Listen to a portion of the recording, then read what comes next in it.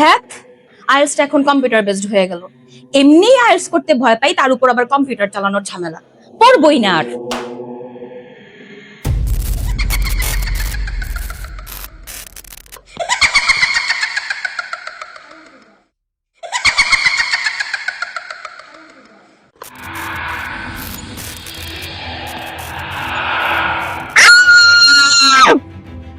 কি হয়েছে আপু?